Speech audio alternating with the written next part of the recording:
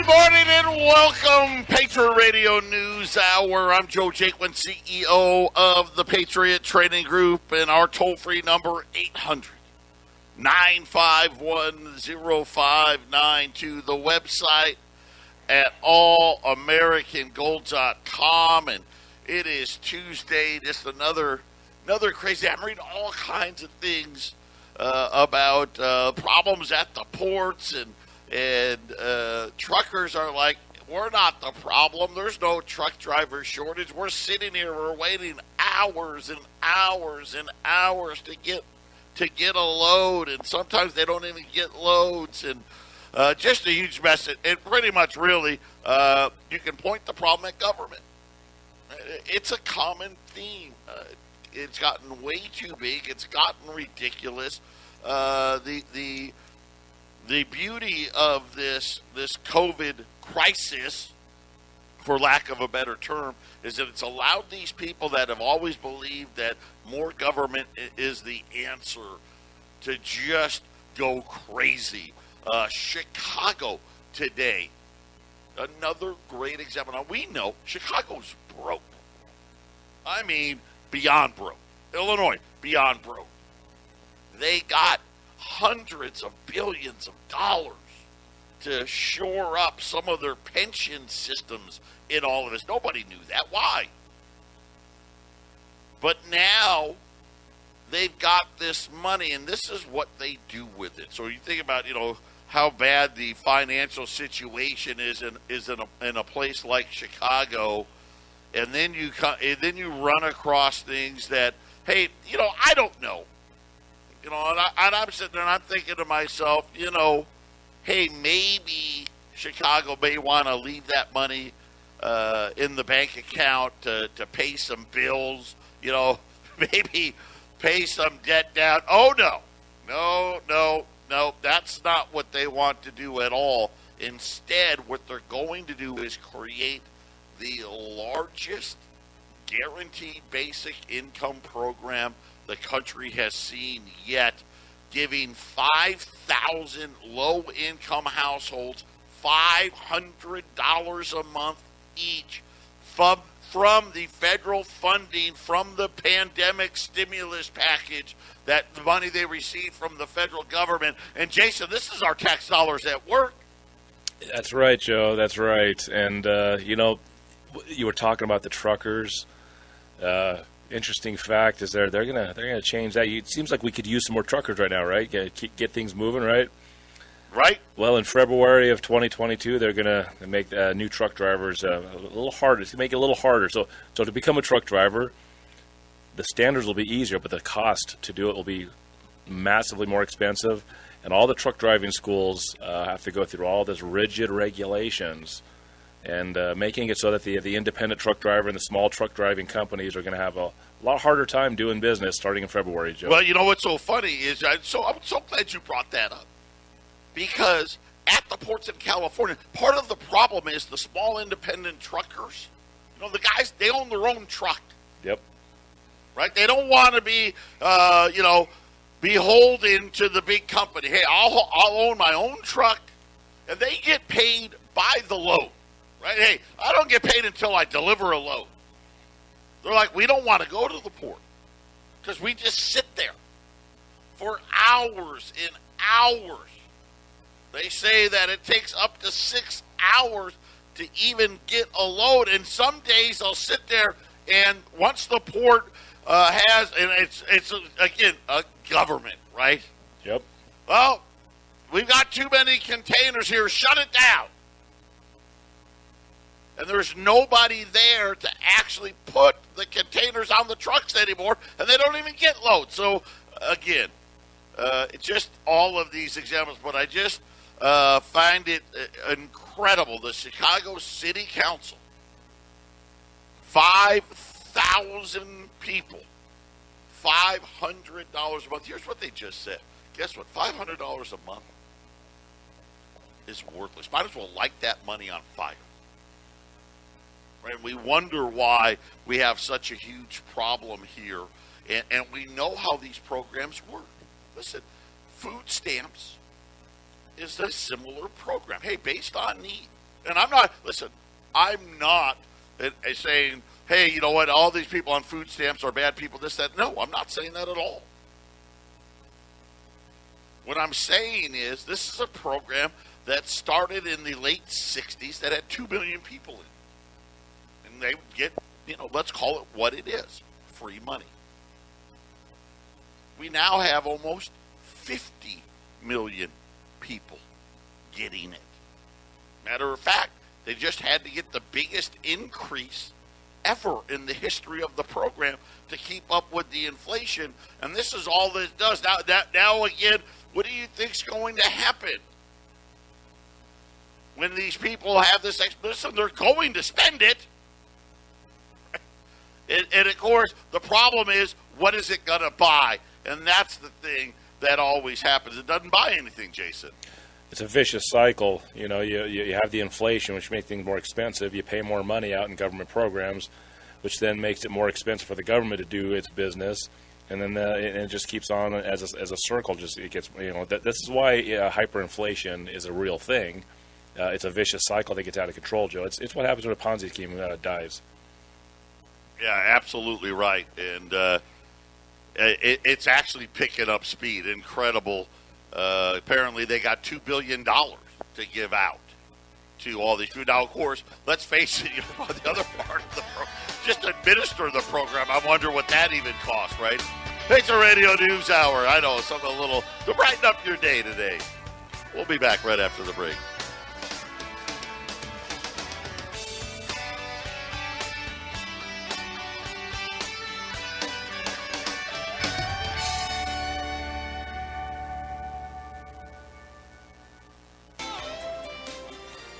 Eight 800-951-05 times you. I don't mean to laugh. Patriot Radio News Hour. Oh, man.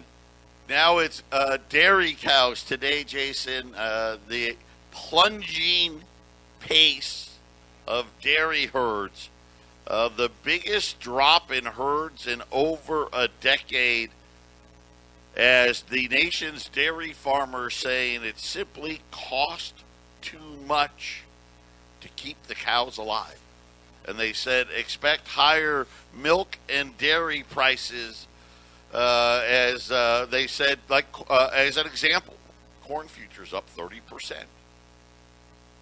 One of the main things when they feeding the cows, they said that the U.S. herd just in what I'd call the third quarter of this year, June to September, the dairy herd shrank by 85,000 cows.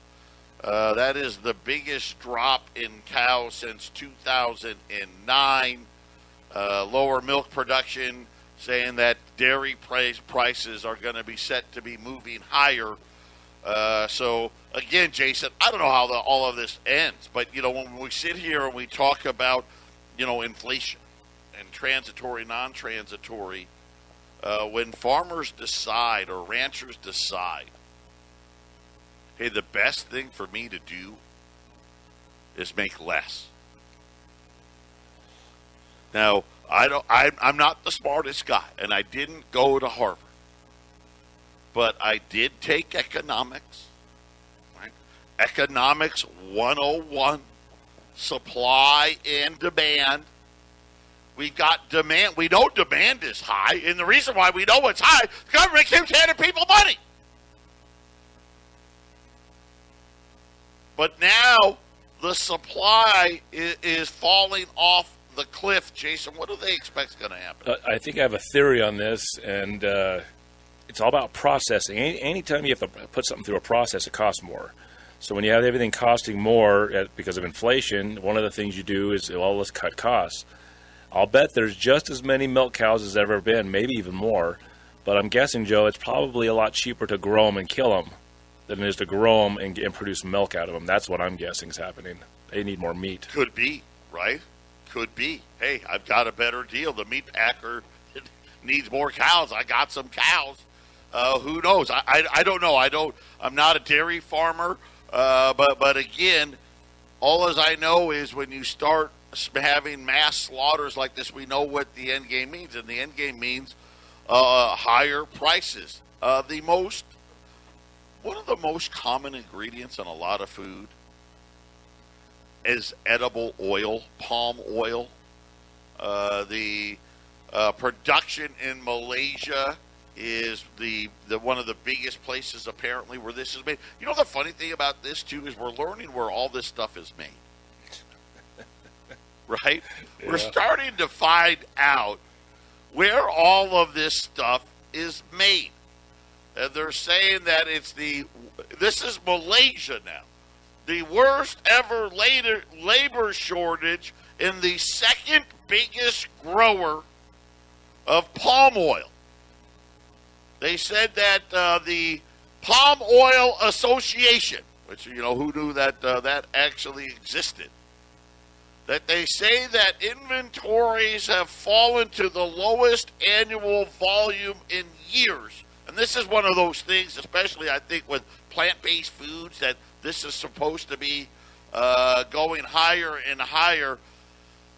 Canada, by the way, is the other top producer, and now they're saying that soy oil is the highest levels in almost 2 decades. And now they say, and again, all these workers, lack of skilled harvesters is causing another problem where product is actually rotting on the trees. Where are all these workers? I got a pretty good idea. They're sitting at home collecting checks from the government instead of going out there and making money. And again, and now Chicago, hey, here you go. Here's another $500. Hey, you know what? Oh, no problem. Here's some more money and some more money. And, oh, by the way, we've got record amount of trucks sitting at the port. I don't know, but I got a funny feeling. If you took the government, the state of California and all of its regulations, and the federal government and all of its regulations, and got rid of it and just said, get these trucks and get these cargo ships and get these containers the heck out of here, Jason, you think we can make it happen? I mean, we are the United States. It would be a lot better for sure. And you know, and palm oil is a group of vegetable oils that are used as preservatives.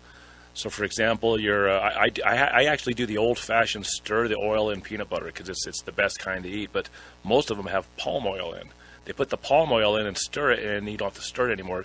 So these safflower, sunflower, olive oils, all these preservative oils, if they're going to have trouble producing them, that means less choices on the shelves pretty soon, Joe, because they won't be able to preserve the stuff that's on the shelf. It's going to be less choices. And then my favorite one. You know, we've been talking about all of these vaccine mandates. The CDC director, Rochelle Walensky, if I'm pronouncing that properly, was on Fox News saying that they are planning to force, and I don't know if I want to use the word force or not because they didn't use that word, but they're going to provide vaccine-hesitant police and government workers with education and counseling. Oh, no. Education camps, Joe. You just heard that, right? And I didn't want to say it that way, but isn't that what that is? They go on all the time, Joe. It's just they always have, you know, you got to just change what the verbiage is, right? It's not an education camp. That's a learning center. Right. Hey, tell you what, Sergeant. Why don't you just show up here on Monday, and then we're going to sit you down in the classroom here, and we're just going to have a little talk with you. And guess what?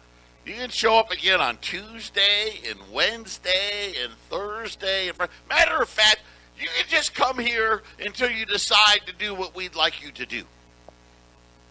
Yeah, boy, it sounds like 1984. You know, thought crimes, Joe. Thought crimes. We got to stop this independent thought. That's not good for this country and the world. And people haven't figured it out. Again, haven't you figured it out yet? Don't you understand what the problem really is? Are you telling me this is what I'm sitting there watching this? You're telling me we can't get these ships unloaded? Really? That's what you're telling me. Here in the United States, we can't get those ships unloaded. And again, what do you hear from the mainstream? Oh, there's a trucker shortage. Yet they interviewed. You know what? I'll give Yahoo, which I didn't even really know they had a news division, but Yahoo Finance actually sent somebody to the port. And they actually started talking to the truckers. And the truckers are like, listen, there's no shortage of truckers. Look at all of us.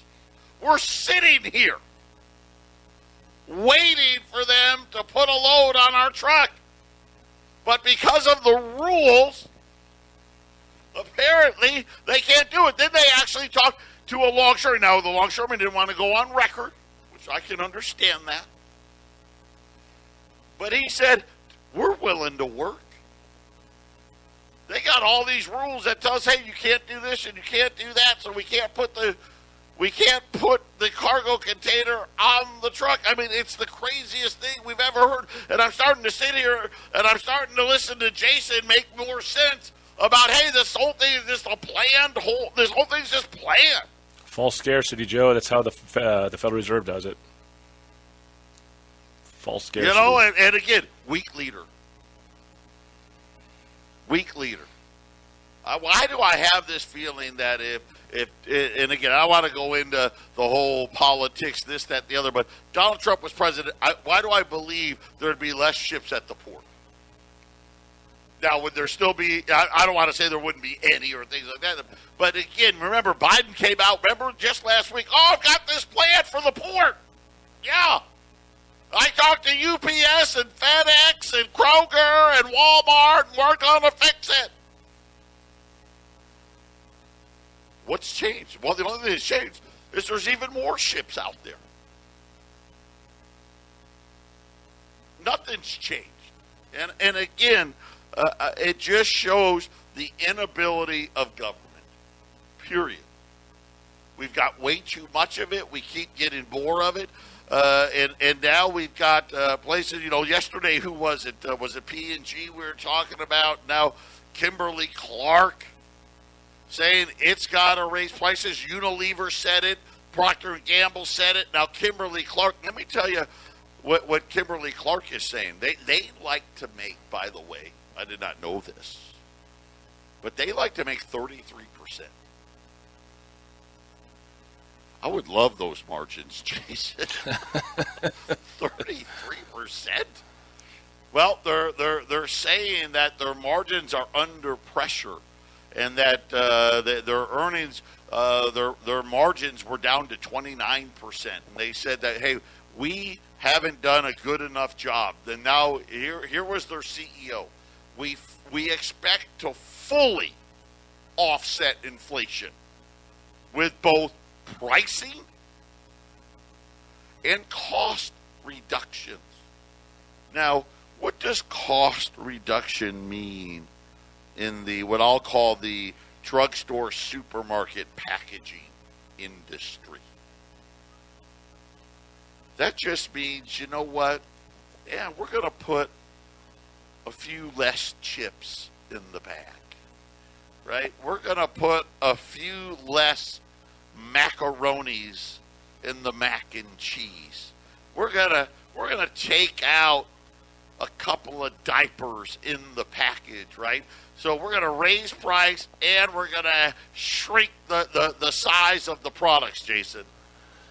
Yeah, that's the way it works, Joe. I mean, I try to eat a really good diet, Joe, but some of the foods I buy are a little more expensive, and I've noticed that the bags are finally, on some of the stuff I'm buying, is getting smaller, and the bags are fuller, but I'm paying some of this stuff is just ridiculous. $7 a bag for like a bag of healthier potato chips sort of thing. So messing with the amounts. Messing with the amounts is a classic indication of inflation. Always a classic. How about home prices? We got new home price data out today. Now, Case-Shiller said that home price growth in the 20 largest cities slowed. Yeah, that makes sense. From 20% year over year to 19.66%. So, oh my God! Oh, stop the presses! And I know. Listen, I only laugh about it because the Fed still says home inflation is 3%, and that was just for 1 month. They've been saying 2.4% for most of the year, but the National Home Price Index. So there's two different ones. You've got the 20 city composite, the home price index. That index actually rose from 19.75% to 19.85%. But here's the part that really, by the way, Phoenix led the way. Phoenix, San Diego, Tampa were the highest year-over-year gains. Phoenix home prices up 33.3%. This is what happens when the investors come in. San Diego and Tampa with 25 plus. When we get back, I'm going to give you the new average cost for a new home. You won't believe it. Well, you probably will. Don't touch that dial. 800-951-0592. We had new home sales out today. After a pullback in August, home sales jumped, new homes jumped 14% in September. Before we get too excited about that, that is still down 18% year over year. And that was COVID, really. I mean, well, I guess, the first year of COVID was last year. So new home sales still down not 20%, call it 18%. And here's what's crazy. Because you would think home builders would be building them as fast as they could. Something just doesn't quite add up here. So sales are down 18%. The median new home price has risen 19%. So you're like, wait a minute. Prices are up 19%, yet you're building 18% less houses? By the way, the median average for a new home now, $409,000. The average price, right? That's when probably a little more accurate number, $451,000 now, Jason. Pulte missed estimates, saying that the backlog of contracts, saying that the slow sales is due to production issues, Jason. So the home builders are saying, hey, we just can't finish building the houses. And the ones that are finishing them are cutting all kinds of corners and doing everything they can to to make it work, Joe.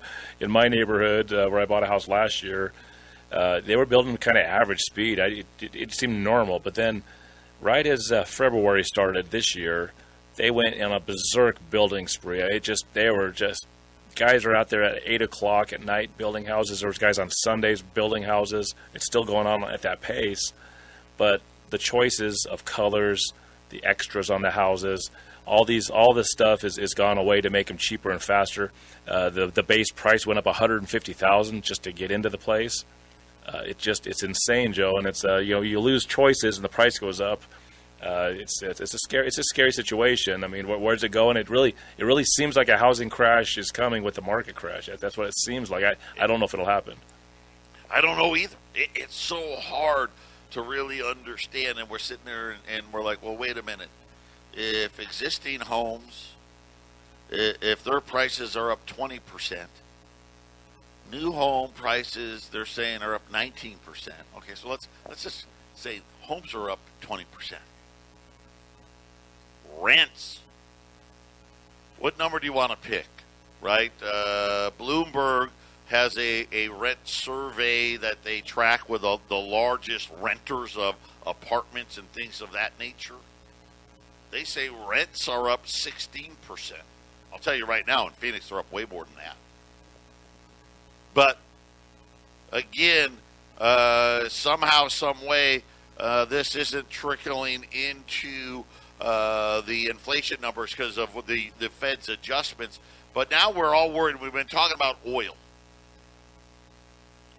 Saudi Aramco came out today saying, hey, listen, the problem isn't us. They say that oil production is dropping quickly around the world and that companies need to invest more money in oil. And I've been telling you this for how long now?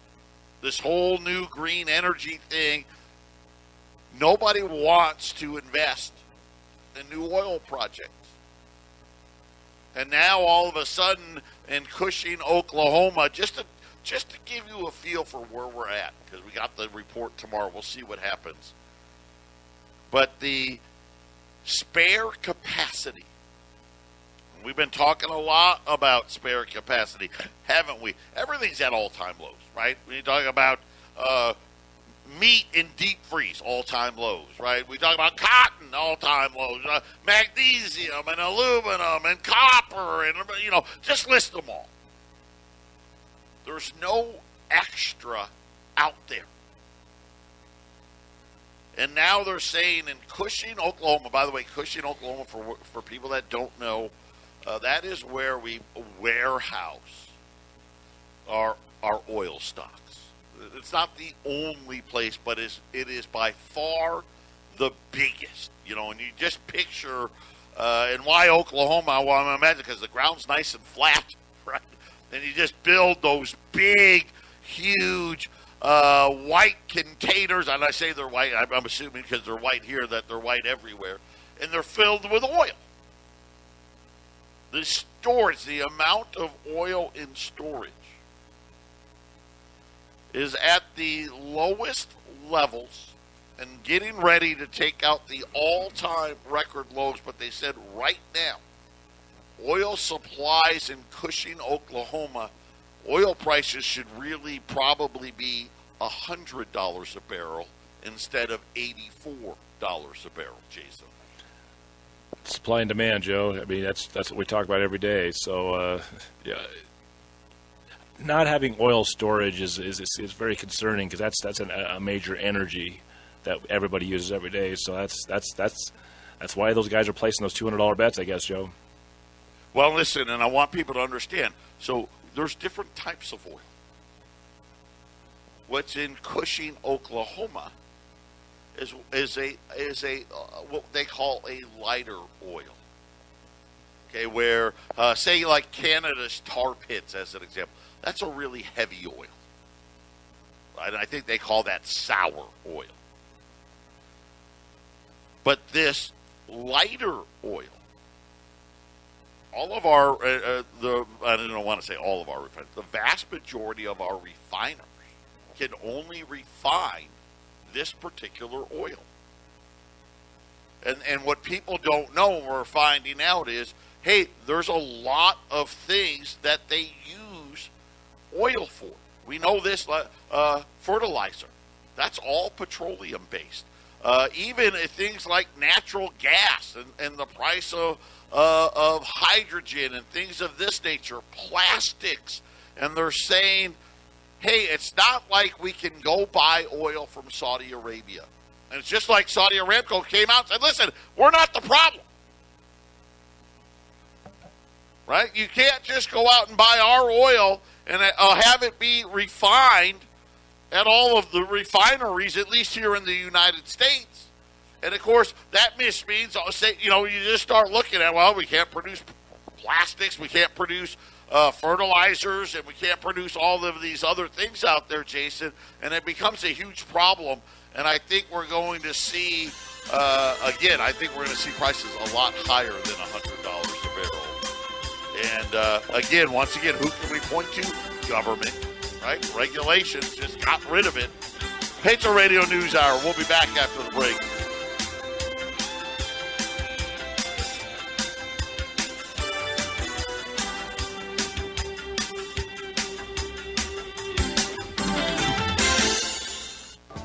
800-951-0592. And again, organized event, perfect storm.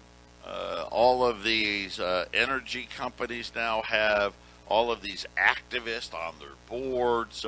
We talk about all these electric cars. Remember, and I'm going to say this too, Toyota already begged the Biden administration, hey, don't force us to have all of our cars electric, or the vast majority of them be electric by 2030. It's actually not possible.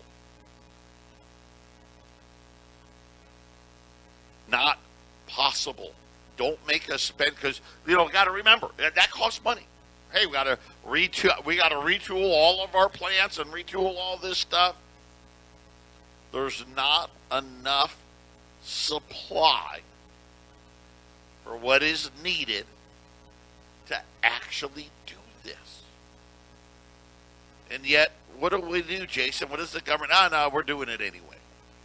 And this is what's happening in crude oil right now. I'll use Colorado as a great example. Colorado had a booming oil industry there. And now it's pretty much gone, isn't it, Jason? Yeah, pretty much, Joe. And I don't know no one knows exactly what's going on, but there are some big players with some big plans. You hear this thing, the Great Reset. It just makes me wonder, Joe, if we know Rockefeller is one of the original Federal Reserve bankers, and it was Standard Oil that he was, that's where all the monopoly laws came in. It just makes me wonder if we are going to move out of an oil-based energy society into something different. And if we do that, it's not going to be our choice. They're going to choose it for us. What if oil goes to $400 a barrel? It just becomes too expensive to use. Then suddenly all these other alternatives become possible. And the Rockefeller Institute's also the one that runs the medical industry. So if someone's like, hey, we're going to stop using oil, and the Rockefeller's going to be like, well, I make a lot of money on oil. This is the industry we fostered. How are you going to compensate me? Well, why don't we just make everyone get vaccines every year? That'll shore up some of your profits. I mean, we don't know, Joe. These are just speculation, but these are the kinds of things that are going on when they use the term "build back better" and "Great Reset," Joe. Yeah, and again, I guess the build back better and human infrastructure. There's two things that seem to be abundantly clear here. Wherever we're headed, more people need handouts. Everything is getting way more expensive. I mean, you used to be, at least when I was growing up, you kind of make fun of communist countries because they only had, one pair of shoes on the shelf. And then at the you'd see supermarket shelves that were empty and didn't have any products. If you wanted meat today, well, this is the meat you're getting. We're making today's hamburger day. You only getting hamburger today, right? And tomorrow's chicken day or whatever it may be. And we're not there yet, Jason. But it sure seems like this is where we're headed. And that really, when we're looking at it, they're regulating it right out of business. They're trying, the independent trucker. That's a dying breed. Yep. They can't make it. The rules and the regulations are far too great, right? And I can just imagine at the port, Walmart truckers, you go to the front of the line, right? Yep. That kind of a thing. And it's just amazing to me. And all the handouts and again, today it's the latest. It's not the first, the second, the third. They just keep getting bigger and bigger and bigger. And, the city of Chicago now, hey, 5,000 people going to get $500 a month. Where does it end, Jason? Yeah, I don't know. And it really seems like it's being unfairly pushed against us. I mean, it's false scarcity. I swear it's false scarcity because here's the government and the Fed, and they're going to print up a bunch of money and give it out. Well, if I was China and I'm the one selling the stuff, I'm like, wow, let's just start producing like crazy. We want that. And they start sending huge amounts of ships over there. Well, if you're getting ready for a massive reset, or let's just say a market crash so they can buy up things pennies on the dollar, well, you can't have China's economic engine just go into high gear and produce a bunch of stuff to soak up all this money. You have to have false scarcity. You have to have emergencies in markets. So, bang. oh, their electricity goes out, they have to stop producing, Joe. It sure seems like that there's a purposeful event of false scarcity to move whatever the society and the world in a certain direction. It stinks because there should be no shortages. It's ridiculous. Yeah, defund the police, and now if you don't get vaccinated, you're out, right? I mean, already there's not enough police. By the way, I forgot to mention this. The Black Caucus in Chicago voted against the $500 checks and asked the mayor instead to put it into more law enforcement. Right? So think about that. And the mayor's like, nah, we don't want that. Right? We're just going to give handouts to people. We don't need the police. It's crazy. San Francisco, right? Stores closing left and right because they won't prosecute shoplifters. It just, all of this just seem, I don't even know. It just, how did this happen? And in the future, they may not have to prosecute shoplifters. They may eliminate the problem altogether, Joe. We're moving very quickly towards the half-empty cup of Joe. But the end of police and the end of cashiers and the end of shoplifting. These are things that, if depending on where these vaccines are, the new technologies that are possibly being introduced, Joe. It's the Great Reset. Build back better, Joe. Build back better. We'll try to get better here in the final segment. I kind of doubt it, though. Patriot Radio News Hour, final segment coming up.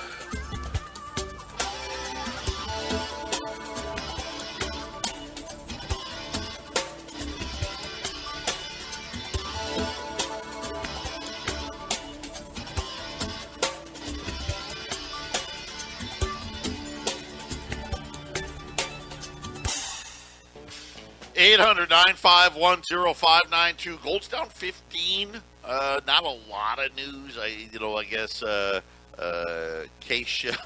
big drop in home prices, which was what the 0.1%, but $17.90. Silver's at $24 right now. I do have some 20s. And I love the price today. So we got gold down 15, but you're going to save $25 from yesterday's price. $20 gold pieces today. And hold on, I got to get all my sheets. Yeah, $21.25. So that's $25 off. $21.25. And I know that's $2,125. I got another opportunity on some 10th ounce today. So the 1/10 ounce gold pieces today, $245 on 1/10 ounce American Gold Eagles, and that's a nice savings as well. That's $15 off on a 10th ounce today, Jason. Yeah, I think you were selling those for a higher price recently, and gold was at a lower price. So I think $245 on 10th ounce gold is an outstanding price, Joe. I got a great opportunity there. 800-951-0592. Those are really the two best options we have. The one thing, like on the 10th ounce gold Eagles, believe it or not, it's cheaper than buying like $5 Liberties, way cheaper than buying $5 Indians today. So that usually doesn't happen, and because usually the smaller you go, the more you pay. So a good opportunity on the 10th ounce at $245, and then of course $20 gold pieces at $21.25, and then tomorrow we'll see about these inventory reports in Cushing. If things continue to get worse, plan on, I'm penciled in $4 gasoline for Arizona. I'm getting ready to make it a pen, Jason. Right now it's still a pencil, but I'm getting ready to get the pen out depending on what tomorrow does. I think we'll be blowing past that in the months to come, Joe. That's just, until inflation stops, everything will get more expensive. And when gold and silver, I heard this one thing about silver, Joe. What asset out there in this cycle we're in is 50% of its all-time highs? There's nothing out there that is 50% of its all-time highs. Everything else is at either record highs or near record highs. And that's why silver's disappeared, and it's hard for us to get the specials out there, Joe. It just, when silver and gold go, Joe, it's going to go, and it's going to go hard. 800-951-0592. That's a, you know what? I didn't really even think about it. Yeah, you think about it, just below half of its all-time high. Silver's all-time high, $50. Right now, just over $24. It's ridiculous. It is ridiculous, and you just can't get it.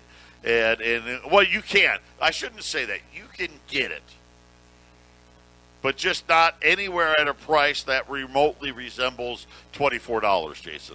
At some point, if the spot doesn't move, we're just going to end up finding it at the higher prices, and they'll be selling for $40 an ounce or $45 an ounce because that's just where it should be. The physical market will take over at some point, Joe. I mean, you can't have copper and nickel and aluminum all at record highs and have gold and silver kind of sitting there, right? Yeah, well, again, I think we're just waiting on this, and again, the paper guys and their taper, not taper, whatever it's going to be. Patriot Radio News Hour. God bless everybody. Jason, I'm coming back with the half-empty cup of Joe. Don't touch that dial.